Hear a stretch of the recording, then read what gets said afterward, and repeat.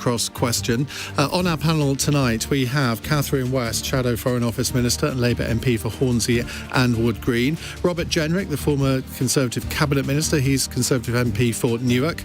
James Brittain-McVey is lead guitarist in the pop band The Vamps. And Andrew Pearce is not a lead guitarist in any group, but he is one of our leading presenters on LBC, as you know. And also, as if that wasn't enough, consultant editor of the Daily Mail too. How do you fit it in? I do not know.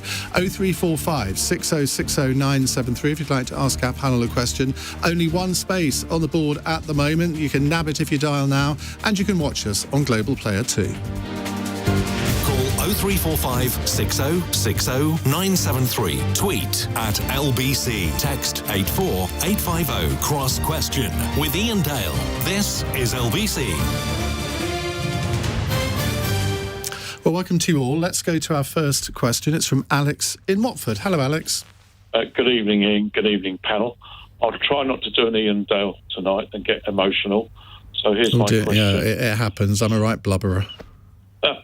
Right. Does the panel agree history has repeated itself? The new Winston Churchill of the Western world is President Zelensky of Ukraine. Andrew Pearce. Look, he had a shaky start when he was first president, and people thought he wasn't going to last. They thought he wasn't up to the job, but war had becomes him. He's a brilliant orator. He's inspirational. He's brave, courageous, in the same way that Winston Churchill rallied his people. And it's a very close similarity, because the Germans' strategy, particularly in the Blitz, was to try to bomb the spirit out of Londoners and our cities during, but that great Blitz spirit prevailed, and Hitler didn't triumph. Churchill was brilliant. He was inspirational, but let's not forget what happened to Churchill at the end of the war. He was chucked out in a landslide defeat, and he, of course, was completely shocked by that. So I'm not sure if that will happen with Zelensky, but he's easily Man of the Year, isn't he? Time magazine, Man of the Decade. I would have thought so.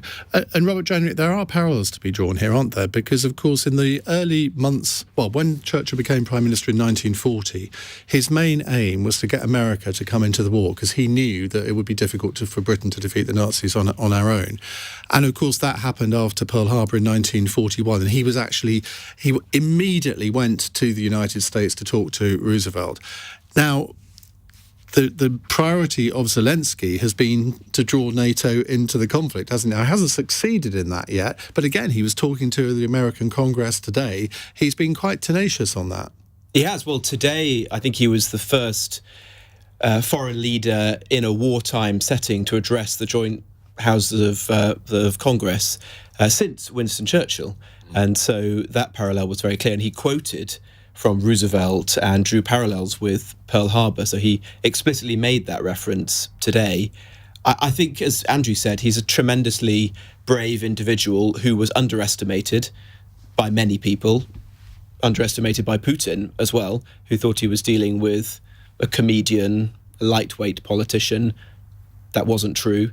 And I think the decision to stay in Kiev and not to leave, which many people might have done, lesser leaders might have done, has proved to be absolutely essential in rallying the Ukrainian armed forces and maintaining morale. And never underestimate the importance of morale. Clearly the Russian troops it seems to be very low, and there's a very real prospect of the Russian army collapsing at the moment. And a lot of that, I think, stems from the leadership that Zelensky's been able to offer. Catherine. Oh, he's the man of the moment. He really is. It's been such an amazing 3 weeks, and deeply frightening, but also really inspiring. So, and I'm just pleased that he has been able to use his wonderful communication skills to inspire sort of a joint response, because it's so common to get the splits early on. But instead, everybody, who's right thinking has been really firm. And, I think just this week I've just been feeling a tiny bit more hopeful that, the goodies might win, because Mr. Putin is a very frightening individual. The way that he's acting is just brutal, and I just hope we can continue in Do you see the parallels with Churchill, or is it too easy to make?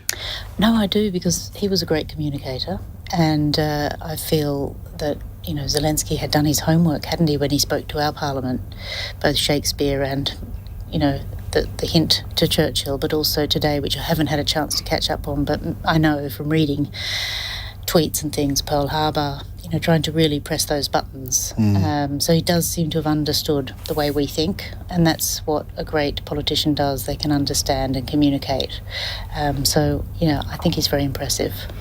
Now, James, I know you like your politics, but you're probably not as politically geeky as the rest of us. A bit armoured up, but when you look at Zelensky, what do you see? What do you make of him? Well, I think it's really interesting. A lot of people, I don't think, had probably really ever heard of him, especially people my age until recently. I hadn't either, by the way. Okay. And the fact that he came from a comedic background, and he was seen, I think, as a bit of a joke at the start. But this transition and the fact that he stayed in Kyiv, I think it's really commendable. And I see Ukraine as the Vietnam of Russia now. I think, they've shown such grit and determination. I think Putin thought he'd take Ukraine in a couple of days, and clearly hasn't. And I think Zelensky's going to be someone that's look back on for generations of a sign of true leadership, for sure. That's a really interesting parallel, isn't it, Robert? Because we all know that you can conquer a country, but can you then control it? And the international coalition in Iraq, led by America, they had a military victory, but they couldn't actually control the country afterwards, just as the Americans couldn't control Vietnam. Well, we don't know how this conflict's going to end, but I think we know enough now to say that Putin is very unlikely to win this war. He's not going to be able to subjugate 40 million people. He's not going to be able to control this country, if that was what his original objective was. Whether or not this will continue to rumble on for a very long period of time, with huge loss of life and almost irreparable damage done to the country, remains to be seen. But there is at least a victory in the one sense, that it's very clear that the people in Ukraine do not want Putin to install a puppet government, and it seems very unlikely that he'd be able to do that now. I think the point that you were alluding to earlier about whether he's managed to draw in NATO and the West sufficiently is an interesting one. That's the point that Tony Blair made in an article the other day as well. And there I think he hasn't gone as far as he would have liked. He's clearly managed to get the attention of the West. He's managed to get very large amounts of defensive weaponry, and we need to keep piling that in. President Biden today announced even more. He's not managed to persuade us to do the no-fly zone, which I know for many Ukrainians will be very disappointing. I think that's probably the right decision for the West. We don't want to escalate this conflict into a full-on European war. But there is a danger, I think this is the point that Tony Blair was making, of an escalation trap, where we're so obvious about the limits that we're willing to tolerate before we would get involved, that we give a green card to Putin to do almost anything up to that point. And on that issue, I think we do need to be a bit more careful and nuanced about the language that we use. For example, on chemical weapons, not to stand back and say that we would automatically do nothing if that happened. I think we probably do need to leave Putin guessing as to what we would do if some further very dangerous escalation occurred. I think that's really interesting, because what I found very odd is how the President of the United States keeps telegraphing in advance what he won't do.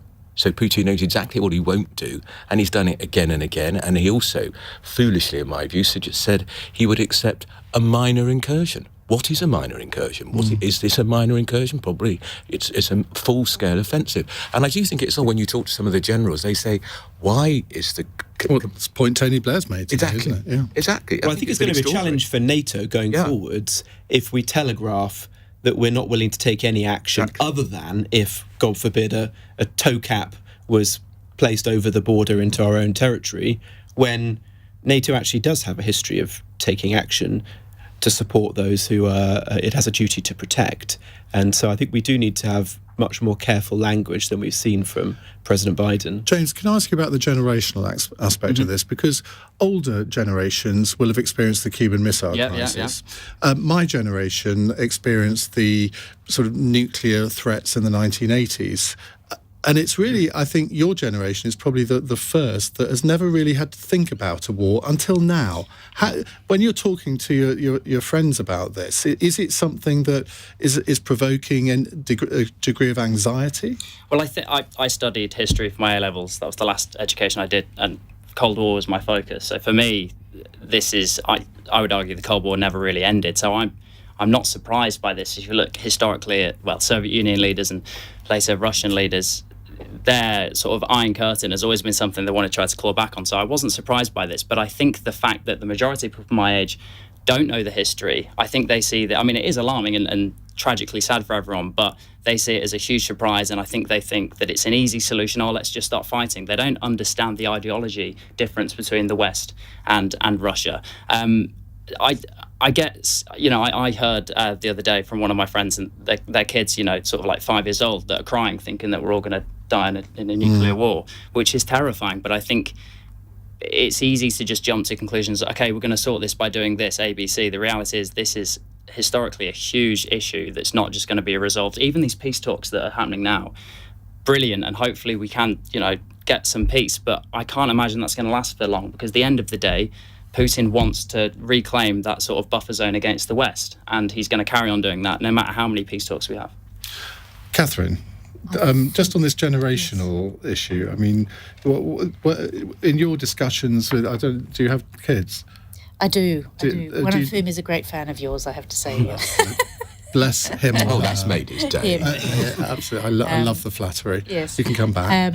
But they're both obviously very worried, and I think clear communications are crucial, and sometimes that's the trouble with laying all the cards on the table. However, on the other hand, that's been the strategy from the start from the US, and I think in another way it's brought all of us together much more, because we know exactly what is happening. Because sometimes the security people say you mustn't talk about this publicly, whereas they've done the opposite, which is Biden has said we believe there is going to be a war. This was at the same time that Putin was telling his best friend President Xi not to worry, of course I won't go to war. And then they signed that big memorandum on the basis of that, and he lied to his best friend. So I think it's never a good idea, is it? So I think the strategy of actually laying the cards on the table, where there might be a little bit of nuance around that where it hasn't worked, on the whole, it's been a brilliant strategy, because from the start we have been able to say, well, if this is going to happen, then we need to get very committed to whatever we can do to support.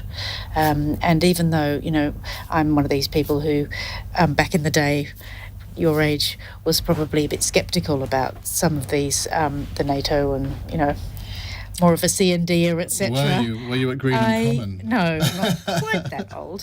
But then I can really see, I do feel that put me in my place. A C&D should be looking at, reviewing its position on NATO. Yeah. Because it has actually worked. And Stop the War Coalition might do that, Well, but then pigs might fly. I know, of which quite a lot of your colleagues are still associated with Stop the War, Catherine. I think coalition. wanting peace is a good thing, but I think sometimes the way that gets translated into a letter or something just doesn't work. And particularly right now, where we need to put aside some of the things around the edges, because let's face it, a lot of that is built on some of the failures that were in the Middle East wars.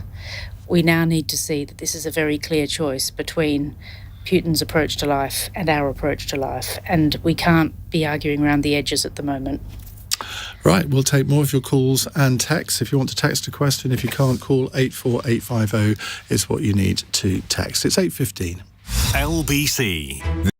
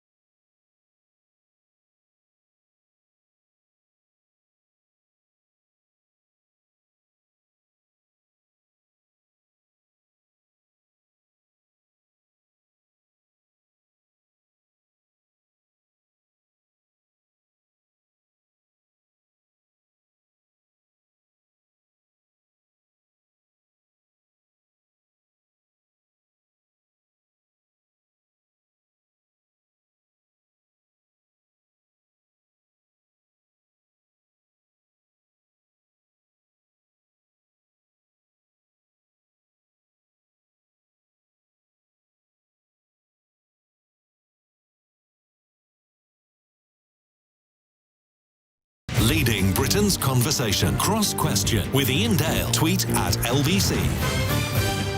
18 minutes past 8 on LBC. Let me reintroduce my panel to you. Catherine West is here, Shadow Foreign Office Minister. Robert Jenrick, former Conservative Cabinet Minister. James Brittain-McVey is not a former anything. He's a current lead guitarist in the pop rock band. Do you like, is it, I keep saying pop rock band. It sounds like popular music beat combo, my lord, doesn't it? Whatever you want. Well, how do you describe the band, the kind of music that you do? I wouldn't say rock, though. The pop band, the play instruments, yeah. And Andrew Pearce, LBC presenter and consultant editor of the Daily Mail. Right, our next question is a text. It's from Alistair in Norfolk. He's unable to come on air as he's driving an HGV. Keep your eyes on the road. If I'm one of the approximately 12,000 Afghans sitting in hotels around the UK, am I not justified in wondering why I'm not able to move in with one of the thousands of refugee-ready Brits and let the arriving Ukrainians take my place in the hotels? We fled the same things to the same place, but are not being treated the same. Robert Jenrick, that is quite an understandable point of view, isn't it? Yeah, I think that's a pretty valid point, actually. When I was involved in the Arab scheme, which is the one that perhaps your caller came over to the UK through, which is the interpreters and those people who had explicitly served the UK in Afghanistan. And the aim of that scheme was to get people into the country, into temporary accommodation, and then into homes, either social housing or the private rental sector, as quickly as possible. It sounds from what I can hear that there's now quite a significant delay in getting people into the private rental sector or social housing. We always knew that there was next to no available social housing in the country, and the private rental sector, as anyone knows who's trying to rent a home at the moment, is also very hot. So I think that's proving very challenging for the government. The scheme that Michael Gove announced at the beginning of the week is, I think, an attempt to respond to those difficulties and say, well, if local councils, particularly in some parts of the country, like urban areas, Catherine's is probably one of those, has a lot of people in temporary accommodation in those hotels, then let's throw this open to the public and civic society, where there's clearly a lot of demand, and ask them to step up and provide the housing, which seems like a very sensible way, rather than just laying more and more of a burden on local authorities when clearly they're struggling to keep up. But if we do end up with tens of thousands of offers for Ukrainians, which cannot be satisfied, now we don't know if that's the case because there's millions of Ukrainians who've currently left the country and are in neighbouring countries like Poland. But if we can't satisfy that, then absolutely, I think it sounds very sensible that we ask those people if they'd consider taking an Afghan instead. But isn't there a missing link here? Because people are invited to register on the government website if they can take people in. But how do the people either in Ukraine or already over the border, how do they signal that they're coming to the UK and they want accommodation? Because I don't see any similar website for them, so they can actually be matched. Well, I mean, I'm interested in this. We've been discussing it as a family, whether we'd like to take part. And actually, in the last few days, I have found that there are sites, and new sites are coming on board almost every day. So a number of well-established charities are creating sites. My family are Jewish, and so there's a Jewish refugee council who have created a site that you can sign up on now. It's a very large Jewish population in the Ukraine. There are charities. Such a Nazi country, isn't it? Well, that's. I mean, seriously. Of the many outrageous things that Putin has said in recent months, the idea that this is about. But he's Jewish. His prime minister's Jewish. Has to be one of them. But no, in answer to your question, I think you will start to see more charities and organisations creating those sites. And it does also ask all of us, not all of us will be able to answer this, but it does ask us, do we actually have any links with the Ukraine? And more people than you might imagine might have them. My wife, for example, is a lawyer. And when we were debating this, she remembered that she had worked with a Ukrainian law firm in the past and is now in email contact with them. And so there may be more people who can find individuals than you might imagine as a result. Okay. Catherine? I think the strength of the programme is that from an English language point of view, your English would come on very quickly. And that's a sort of condition for working, isn't it, to have English language? So I think there's, real benefit right there. I think the matching system is a bit of a test run. Because it does feel a little bit as though it's a wing and a prayer. But I also feel that if people are happy to take a refugee, they may well be happy to take an Afghan refugee. We do have to remember that, as an average, there are more families with a lot of small children coming from Afghanistan, whereas I think from Ukraine it tends to be maybe a single parent with 2 or 3 children, so they're quite large family men between units. 16 and 60 aren't allowed to come, are they? And that's part of the reason, I think, why local authorities are sometimes finding it difficult to find the right housing for Afghan families, because sometimes if you have quite a lot of children, it's difficult to find the number of bedrooms which is affordable. The allegation the situation may also be different in that it's fairly unlikely that a family will return to Afghanistan. We hope that many of the individuals who come over from Ukraine will be able to return. And, in some cases it may be relatively quickly, in others it may be years before, sadly, they're able to return. But I think there are different expectations of these individuals. Andrew Pearce, the allegation is that, of course, Afghans are brown people, and Ukrainians are white people. Therefore, they've received different treatment. Is that too simplistic? It's not, and I've heard people saying it, and they've said it on my show too. But the fact you have a show. We'll see. But the fact is, Ian, what's happened in Ukraine, it's the biggest refugee crisis since the Second World War. It's Europe. We could be going to Ukraine on an EasyJet flight or a Ryanair flight, so it feels almost like we could be there on holiday or home. It's much closer, and we're seeing these extraordinary images of Putin bombarding these wonderful, beautiful towns and cities, which is why people have just risen up in huge numbers. And we didn't see that in Afghanistan, and the Afghanistan conflict has been going on for years and years anyway. And to be honest, I think people, frankly, putting it bluntly, were just a bit bored by it.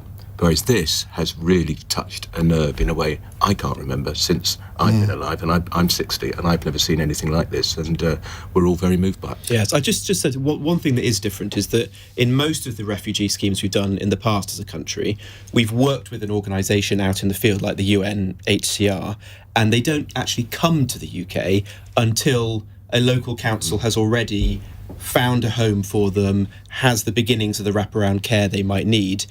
What we saw in Afghanistan, in Kabul in the summer of last year, was unusual in that there was a sudden influx of individuals into the country, and local authorities did an amazing job but found it difficult to cope with that. If we were to take hundreds of thousands of people from Ukraine, which is potentially what we're about to see, I think it would be difficult for local councils to take them immediately and then struggle with them in hotels and temporary accommodation whilst they try to put them in safer and secure accommodation. James? I think the difference here is, Ukraine's enemy is shared with us. Since the 40s, we've been sort of sceptical of Russia. I think the reality is, Afghanistan's desecrated from what the West has done, and Russia before that. But look what we did there. I think it's very different, and I've seen a lot on social media of people saying, "Oh God, these Ukrainians look just like us," and it's terrifying that people are just jumping to that. I think also, it's valid to say that there is a real threat from Russia against us, and there's perhaps not in Afghanistan in the same way, and sadly that's why we're acting in this way, I think. I wonder, Catherine, whether you think that this should have been done quicker. That seems to be the major Labour attack line on this, that, it should have been done more quickly. But then you think, the invasion only happened nearly 3 weeks ago now. To create a scheme like this is a bit like furlough and COVID. It has been done comparatively quickly, or do you think they should have had a sort of off-the-shelf scheme ready there and waiting? I just think that there hasn't been much learning. As they say, is the Foreign Office and the Home Office a learning organisation? And I don't think they are, because, it was only last August that we were debating about how it hadn't been handled well, and yet it does appear that the same mistakes have been made. And also, it's not just comparing it to Afghanistan, it's comparing it to other countries in our neighbourhood. So, Ireland has a population of 5 million people, and yet they have taken many more than the UK has. And I think people can easily read from your newspaper, pick it up and look at the figures and say, I'm feeling generous, so why isn't my government taking action in that tone, in that regard? And I noticed that the Home Secretary's been absent all week. So I don't know whether she's about to What get conclusions reshuffled. do you draw from that? I just wonder whether she's going to be shuffled off. We Because always she hasn't. speculate. We always speculate. She hasn't had a great week. She hasn't had a great war. No. Whereas, in an otherwise commendable piece of work by the Defence Secretary, for example, you can't help thinking, and defence isn't easy. So you do wonder if the government's been slightly behind public opinion. Because you just got to think. You mentioned my newspaper. I think that my newspaper's appeal has now raised £8 million. It's staggering. In 3 weeks. That's Daily Mail readers who people often say, oh, the ghastly Brexiteers, racist. They're doing that. And we're getting lots of letters from people saying, we want to have a family in our spare room. James, I think, it shows the best of Britain. We are all, when these crises happen, we always seem to be the country that donates most, whether it's the government or whether it's individual people. We should shout about that a little bit more, don't you think? I agree. Andrew, do you know, was that for the Ukrainian crisis? Yeah. The money, how did that compare with the Afghan crisis? You should be doing my job. I don't know, actually. Because I'd be interested in seeing that. We did an appeal, but I can't remember. But this one was always going to be bigger and more successful because of the immediacy of what's happening so close to home. I'd be interested in comparing those. Right, we will move on and take more of your calls and questions in just a moment. It's coming up to 8:30 on LBC. I'm Iain Dale. Lottie Morley has the LBC News headlines. Boris Johnson says the release of Nazanin Zaghari-Ratcliffe by Iran was the result of a great deal of UK diplomacy.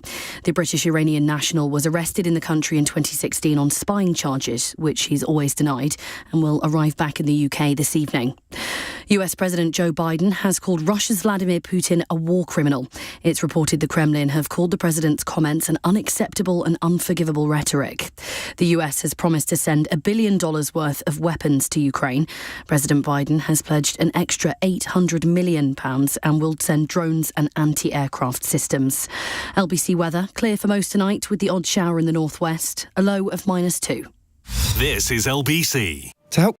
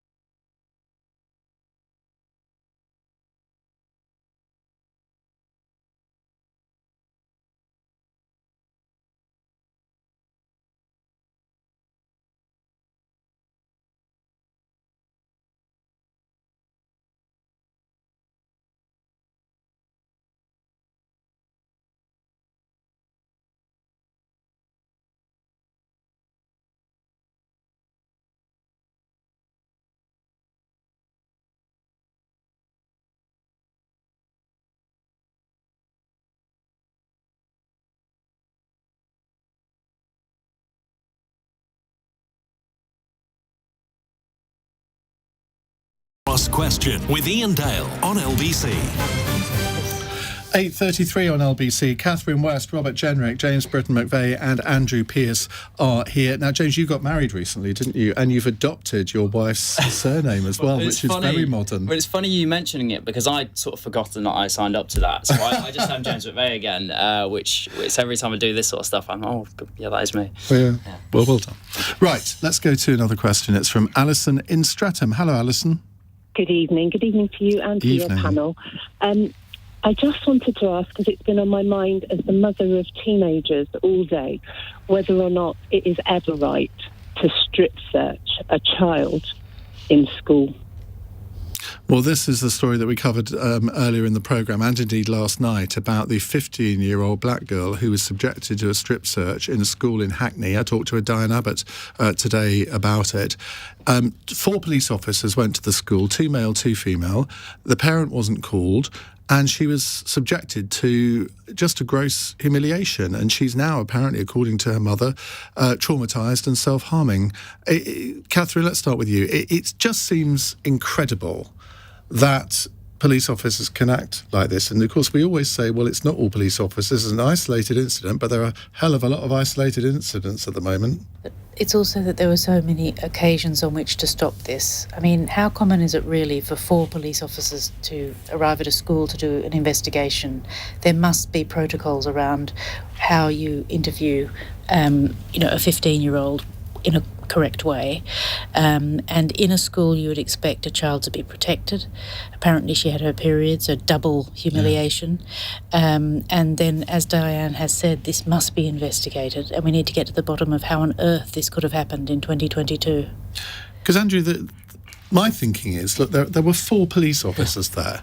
Wouldn't there have been one of them who said, hang on a second, is this protocol? I know, and is it wrong to say, and 2 of them were women who you would have thought would have been sensible, but they were the ones who conducted the search. And well, thank goodness that happened. Yeah, but nevertheless, you'd have thought that at least one of the women would have thought, we can't do this. This could be my daughter.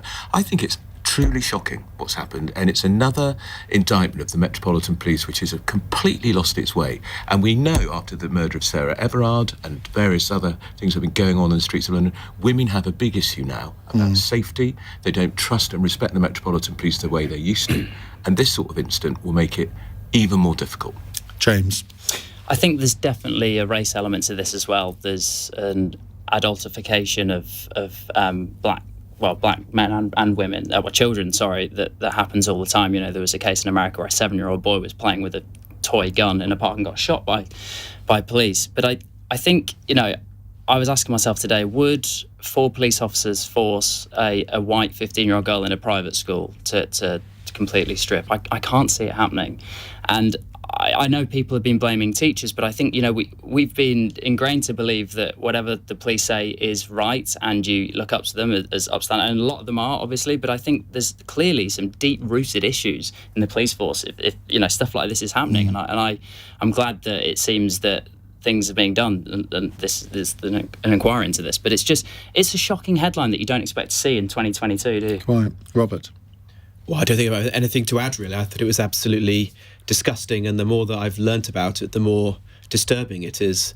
As you say, the fact that there were 4 officers present, the fact that, as far as we know, the teachers at the school didn't prevent it from happening. Hard. I appreciate that's a hard position when police officers are doing it.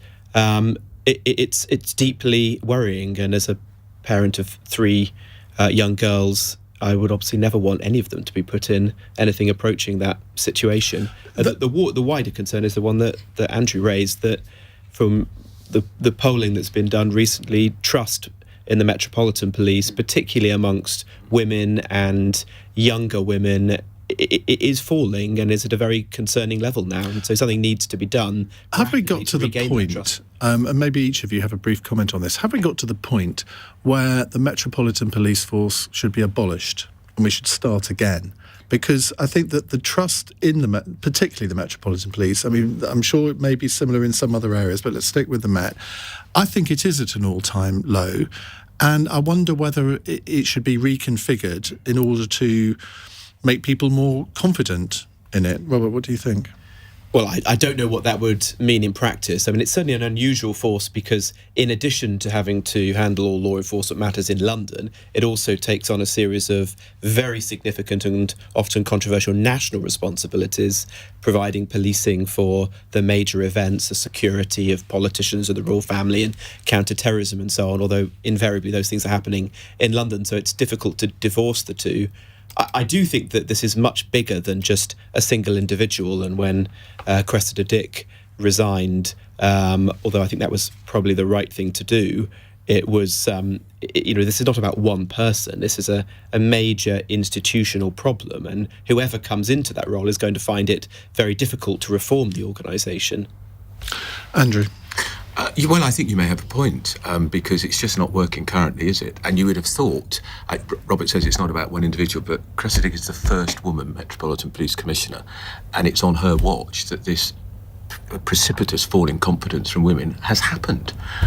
So I think they do have to go back to the drawing board right from scratch, because it's really worrying. We never see a police officer. You never see a Bobby on the beat. I know the Home Secretary, Theresa May, got rid of 20,000 police officers. They're beginning to put them back, but you don't see them. And I think you should, because that restores a little bit of confidence in James?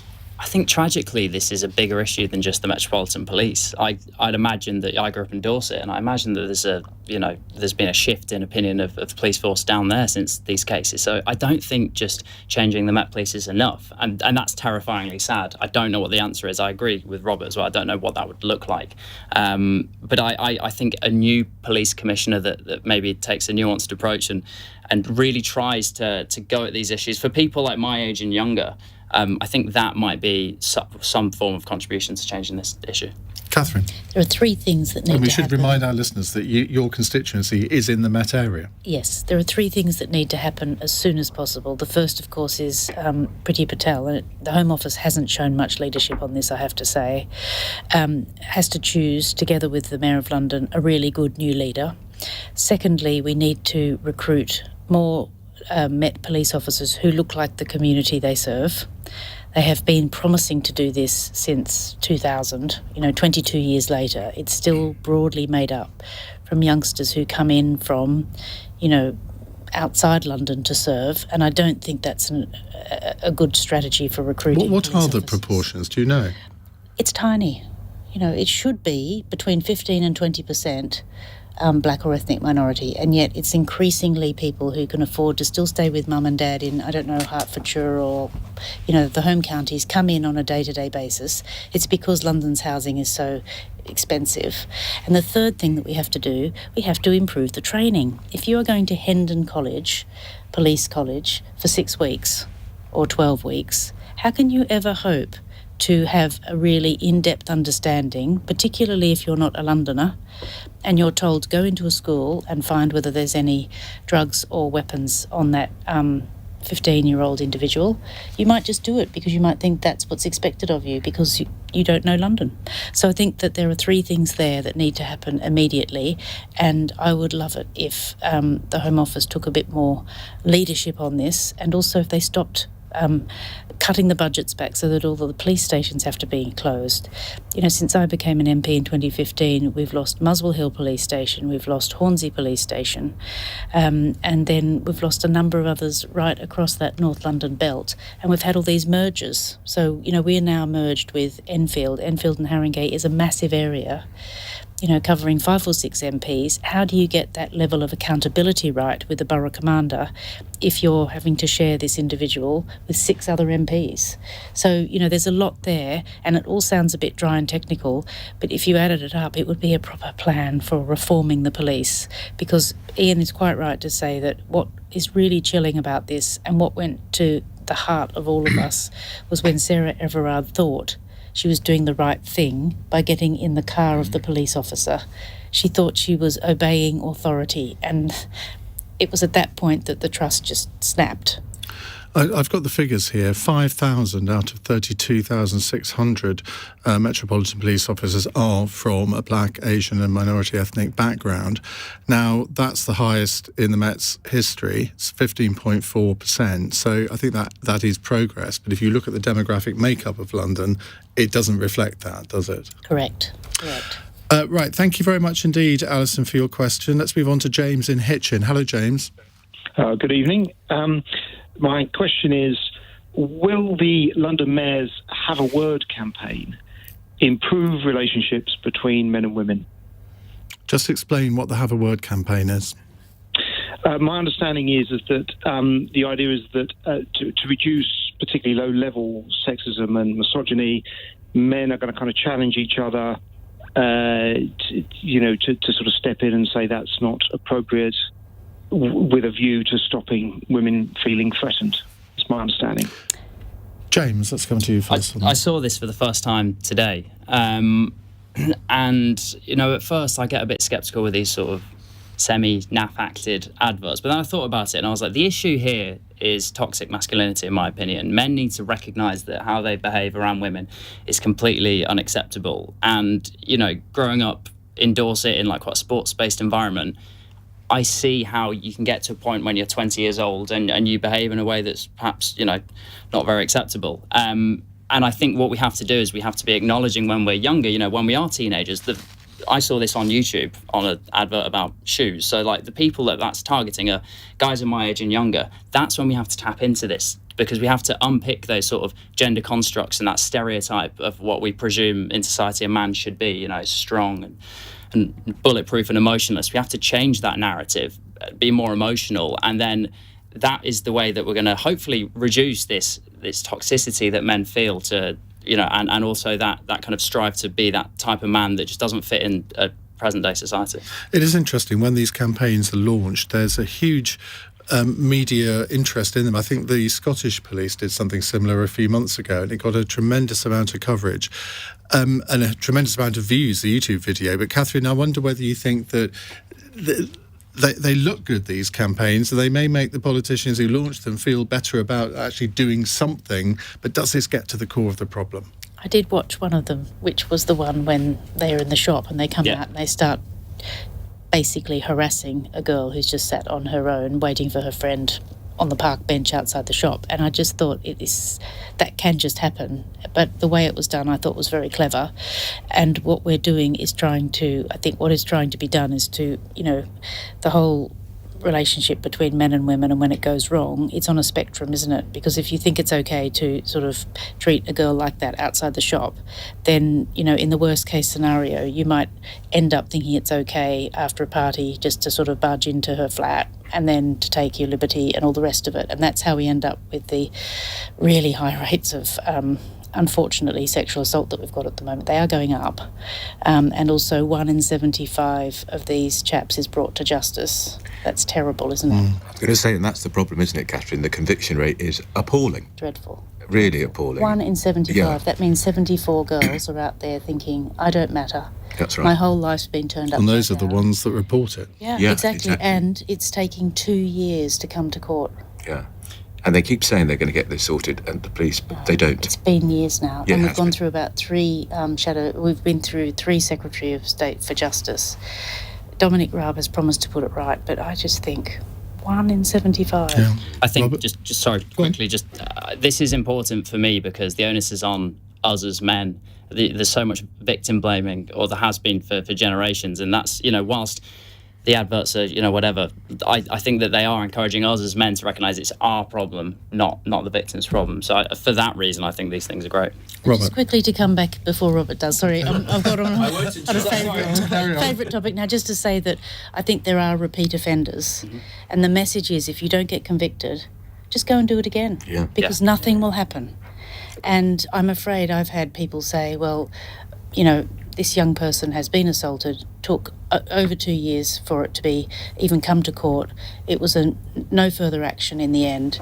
And basically the message is, go and get your brothers and your cousins to go around and beat him up, because that's the only thing. And then we're getting into a very dangerous area of vigilantism, which we don't want to go down. Right. Well, I think we're all in agreement, aren't we? We want to bring up young men to take responsibility and to treat women appropriately.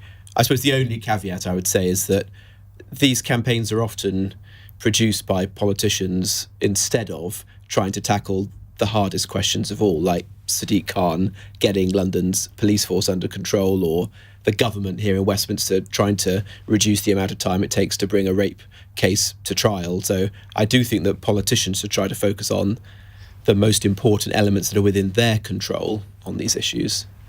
Great stuff. Right, we will take another of your questions in just a moment. 0345 6060 973. It's 8:48. LBC. Nick Ferrari at breakfast. Lord Harrington, who's Minister for Refugees. After 6 months, the great British people who open their hearts and open their doors, are they meant to say to these folk, that's it, you must go? They've been given a right to remain here for 3 years. That makes them entitled to all of the benefits that we are. Education, health, right to work. Including housing, Lord Harrington? Yes, including housing. I don't need to tell you, there's pressure on housing, isn't there? And this is a big problem, Nick. And that's why in the first instance, we're asking the British public to step forward, which they have. Nick Ferrari at breakfast. Back tomorrow morning from 7. Listen on your radio and on Global Player. LBC.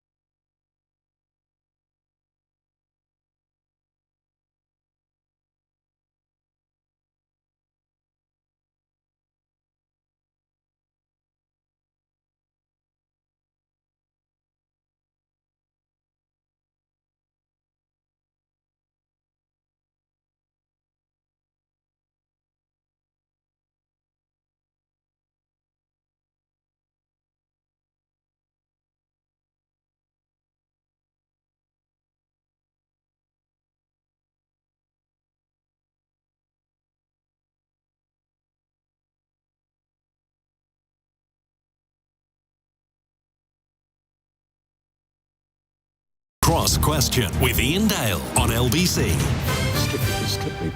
8:52 on LBC. Catherine West, Robert Jenrick, James Brittain-McVey and Andrew Pearce are with me. Let me just read this text out from Helen. It's in response to the last question that we had. She says, I was raped 30 years ago and my uncle, who was a barrister, told me not to bother reporting it because I'd been drinking in a pub and the defence lawyer would tear me apart. I'm still haunted by his face to this day and it's affected my life and relationships. I imagine there are many instances of sexual assault which aren't reported and the problem is bigger than it seems. A terrible, terrible experience to go through, Helen, and you will be one of many, many women who've gone through something like that over the last 30 years and have done exactly what you did.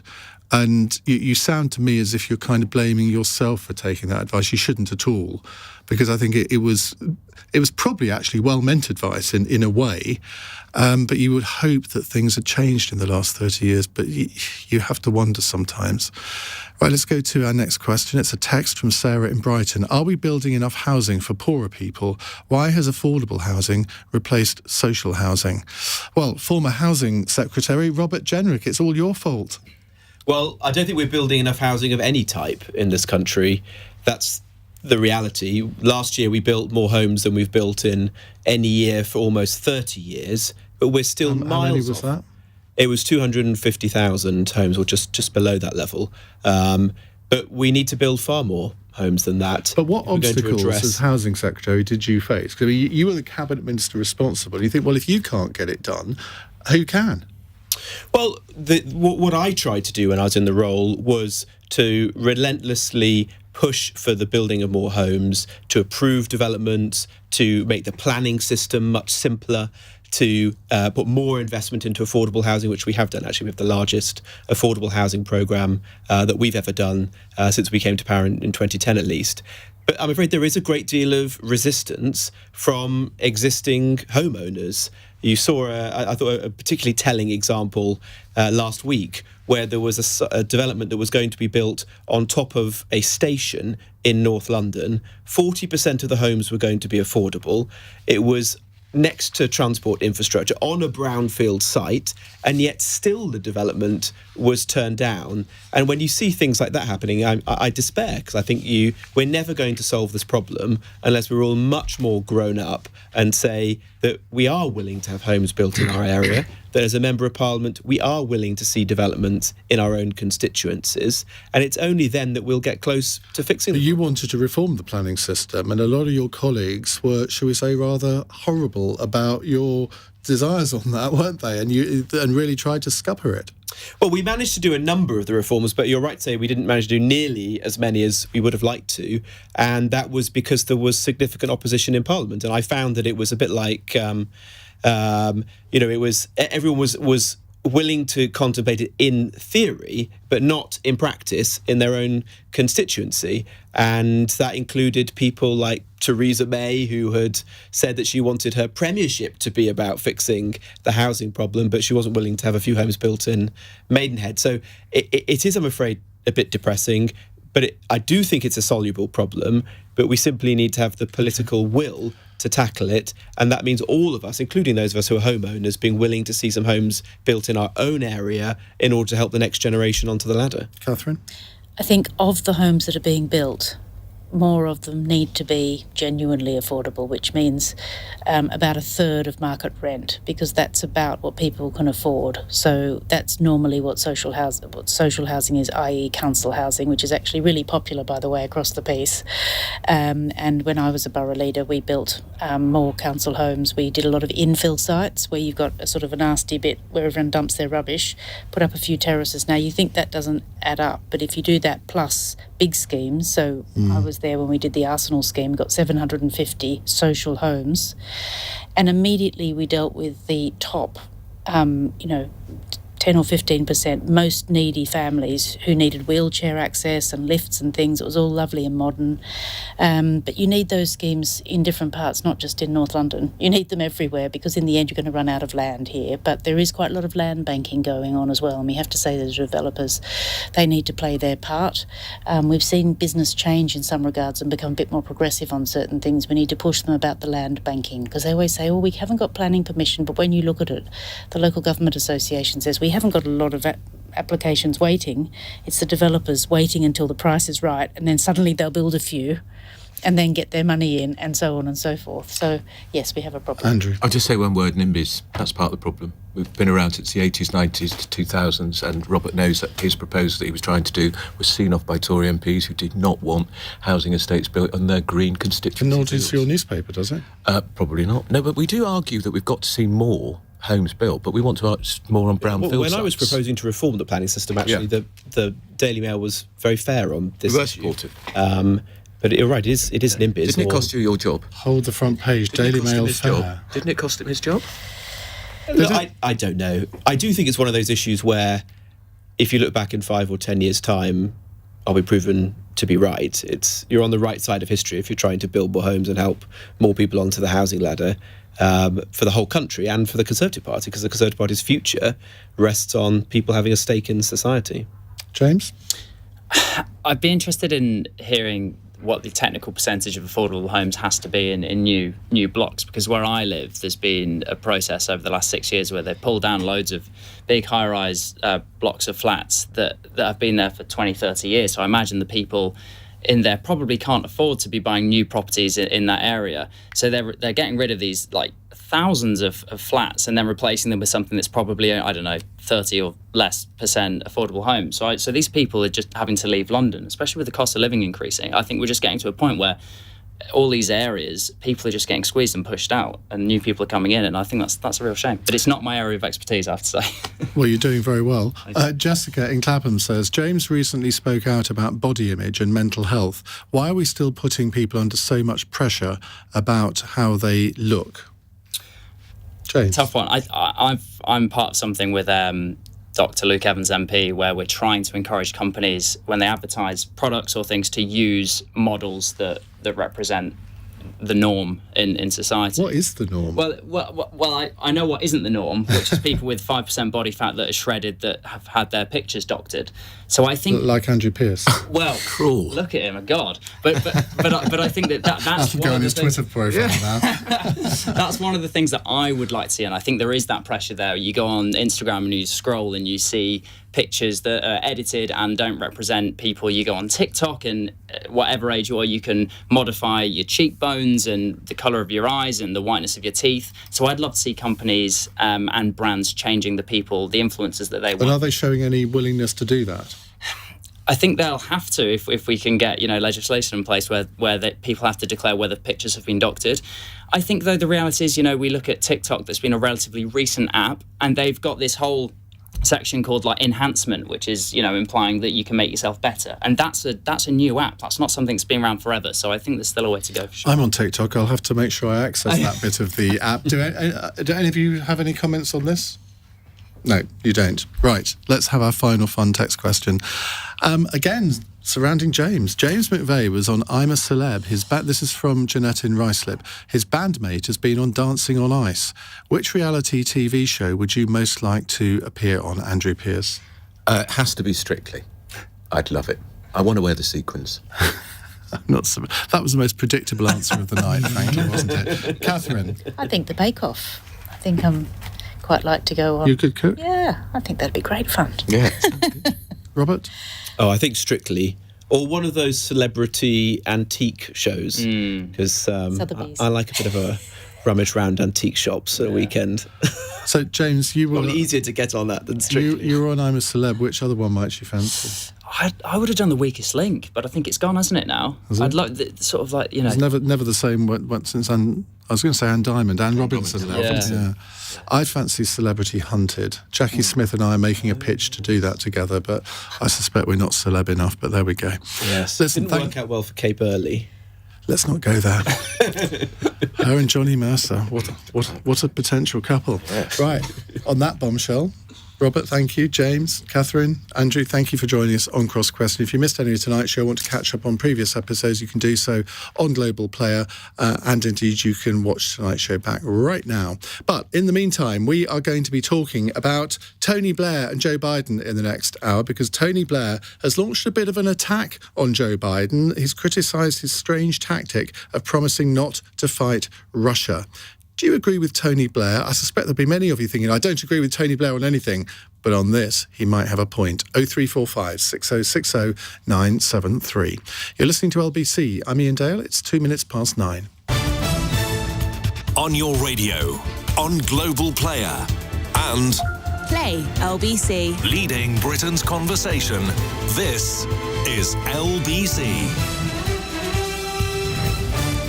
From Global's newsroom at 9 o'clock. Nazanin Zaghari Ratcliffe will arrive back in the UK tonight after almost 6 years of detention in Iran. The British-Iranian national was arrested on spying charges in 2016, something she's always denied.